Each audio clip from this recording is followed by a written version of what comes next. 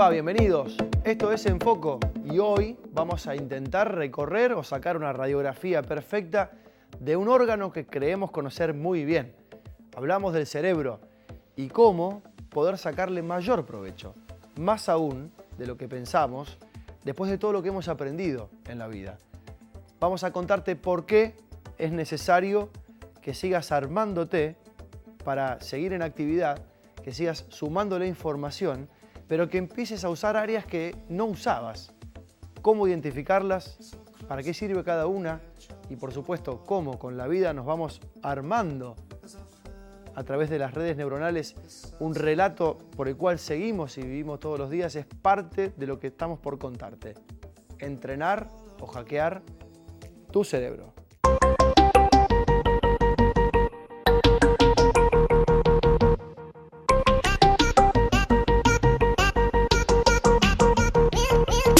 Hace décadas, la inteligencia emocional y el funcionamiento del cerebro son temas de interés social. Todo el mundo está interesado en la capacidad de reconocer nuestros propios sentimientos y los de los demás, cómo motivarnos y cómo manejar adecuadamente las relaciones. En una era hipercomunicada, aún es un aprendizaje muy interesante.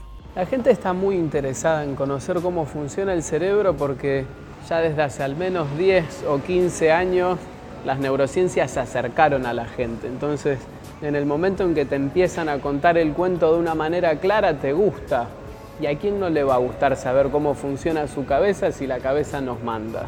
Yo no me animaría a decir que el hecho de saber cómo funciona la cabeza se cambió nuestra manera de sentirnos. Seguimos sufriendo igual que siempre, seguimos pasándola mal igual que siempre, nos enredamos en las mismas cuestiones de hace 20 años atrás.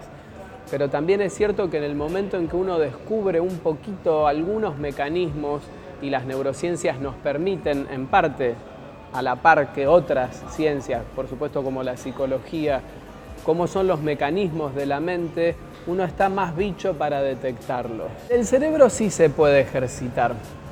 No está mal pensar que el cerebro es como un músculo y entonces en la medida en que uno vaya ejercitando hay ciertas funciones que se van a fortalecer. El tema es qué es lo que queremos ejercitar, ¿no? Porque, a ver, yo no soy juez de nadie ni voy a decir qué es lo que está bien o qué es lo que está mal. Uno puede ir al gimnasio y hace bíceps y eso es lo que elige. Ahora, ¿qué elegirías vos ejercitar?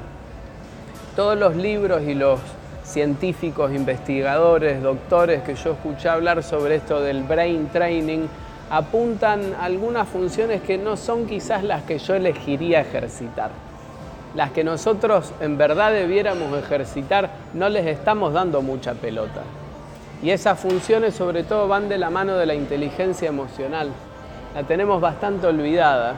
Yo te aseguro que en los ejercicios no son las que están primeras en la lista y debieran ser las primeras. Al cerebro le asociamos la inteligencia como capacidad que se puede desarrollar, no solo la capacidad de resolver problemas. Hay una teoría de las inteligencias múltiples, según la cual hay varios tipos de inteligencia: naturalista, corporal, verbal, matemática, visual, musical, intrapersonal e interpersonal. La más importante, la inteligencia emocional. La inteligencia emocional es una de 8 inteligencias que están descritas y todas fundamentadas y sostenidas por las neurociencias que ampliaron un poco la idea que antes se tenía de inteligencia. Antes era inteligente el que tenía un alto CI. Entonces, ese era inteligente, en general lo ponían en el A y el resto de los pibes iban al B o al C, ¿no? Y le daban lo que podían. Desde hace mucho sabemos que las inteligencias son muchas. Entonces están las inteligencias matemática, inteligencia lingüístico-verbal, musical, corporal. Y entre todo ese grupo de inteligencias está la inteligencia intrapersonal, que tiene que ver con conocerse a uno mismo, y la inteligencia interpersonal. El matrimonio de estas dos formas de inteligencia, si querés, pueden dar la inteligencia emocional. Y esa es verdaderamente la más importante, no hay duda. La inteligencia emocional tiene quizás los cimientos más importantes en la infancia.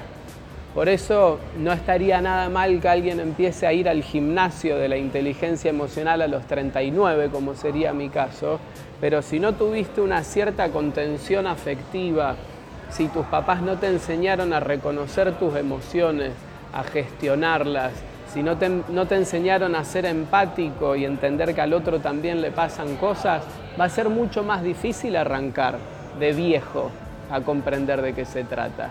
La inteligencia emocional se edifica siempre con un otro, porque está abierta hacia afuera.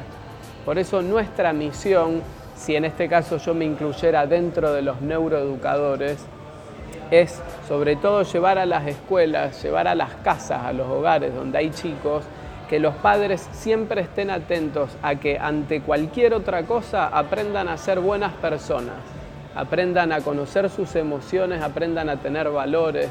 Después lo puedes mandar a danza, a fútbol, a lo que se te ocurra, o incluso a matemática o a la olimpiada de ajedrez. Fantástico, pero lo primero que hay que educar es la inteligencia emocional. El rol del afecto es todo. Digamos, no hay manera de entender de qué se tratan las emociones si no es vinculándose.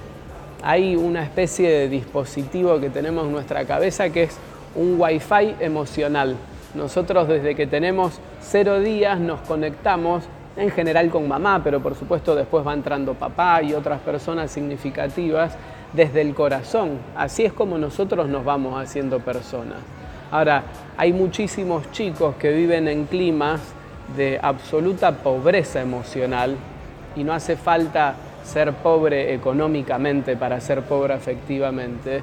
Veamos esto. El optimismo es una actitud que impide caer en la apatía, desesperación o la depresión frente a una adversidad. Por el contrario, el pesimismo es una traba que puede impedirnos crecer. Ambos parten del mismo punto, la autoeficacia o la creencia de que controlamos nuestra vida. La realidad la marca nuestra infancia, aunque no lo sepamos, aunque tardemos años en reconocerlo. Ahí germina todo lo que pasa con nuestras emociones. Respecto de la delincuencia, respecto de un montón de personas que viven en climas de muchísima vulnerabilidad, a veces estigmatizados, yo en esto quiero ser cuidadoso porque muchas veces toca que a alguien le haya pasado algo, entonces le robaron y la pasó mal, o le mataron a un hermano.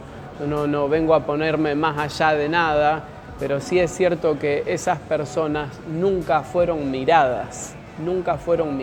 Entonces, ¿quién les enseñó a mirar afuera? ¿Quién les enseñó a valorar la vida del otro? ¿Quién les enseñó cuáles son las cosas importantes o el sufrimiento que a vos te genera que te asusten, que te amedrenten? Nadie les enseñó eso. Entonces, verdaderamente, si no hay igualdad de oportunidades, es muy difícil que después un juez baje el martillo. Yo hace un buen tiempo ya que vengo trabajando mucho en escuelas. Y lo cierto, bueno, yo lo hago desde el lado de la psiquiatría, la medicina, las neurociencias, la psicología. A mí verdaderamente lo que me mueve es la mente.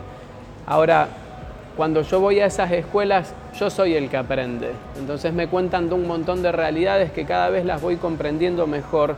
Y si hay algo que las neurociencias enseñan, lejos de lo que muchos piensan, es que un cerebro es siempre contexto, un cerebro es siempre historia. No es 1,5 kilos de masa apelotonada y metida dentro del cráneo y nada más, sino que ahí está toda la historia. Entonces, en ese cerebro, que es el órgano que va a planificar, que va a ejecutar las decisiones, es necesario ver qué es lo que pasó en la infancia, cuál fue su contexto. Los contextos de pobreza estructural y sobre todo dentro de los contextos de pobreza, la variable más importante es la carencia afectiva y la falta de estimulación, hacen que ese cerebro no se desarrolle de la misma manera. El cerebro desarticulado del corazón sirve para hacer ravioles, nada más. A mí no me gustan mucho, pero sirven para eso. Después de contarte todo esto, te habrán quedado preguntas. Te vamos a plantear otras para sumarte todavía más en qué pensar.